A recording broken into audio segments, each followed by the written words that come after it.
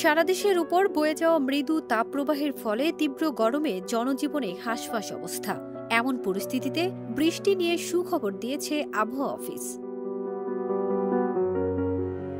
২০ September সকালে পরবর্তী ৭২ ঘণ্টার আবহাওয়ার পূর্বাভাসে বলা হয়েছে, মৌসুমী বায়ুর অক্ষের বর্ধিতাংশ পাঞ্জাব, হরিয়ানা, উত্তরপ্রদেশ, বিহার, পশ্চিমবঙ্গ ও বাংলাদেশের মধ্যকার হয়ে আসাম পর্যন্ত বিস্তৃত রয়েছে।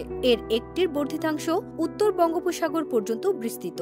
মৌসুমী বায়ু বাংলাদেশের উপর কম সক্রিয় এবং উত্তর বঙ্গোপসাগরে দুর্বল হয়ে মাঝারি অবস্থায় রয়েছে। উত্তর বঙ্গোপসাগর ও তৎসংলগ্ন এলাকায় পরবর্তী ৭২ ঘণ্টার মধ্যে একটি লঘুচাপ সৃষ্টি হতে পারে।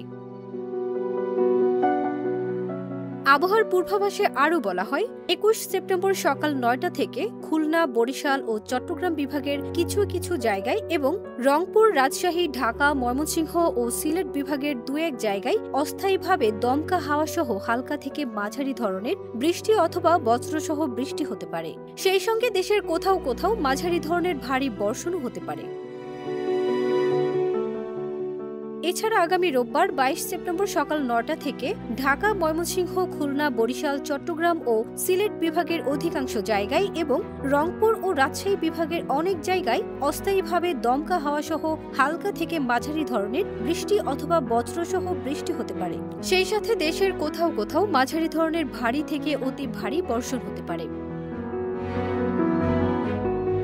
এদিকে শুক্রবার সকাল ৬টা পর্যন্ত ২৪ ঘণ্টায় দেশের সর্বোচ্চ ১৫ মিলিমিটার বৃষ্টিপাত রেকর্ড করা হয়েছে রাঙামাটিতে।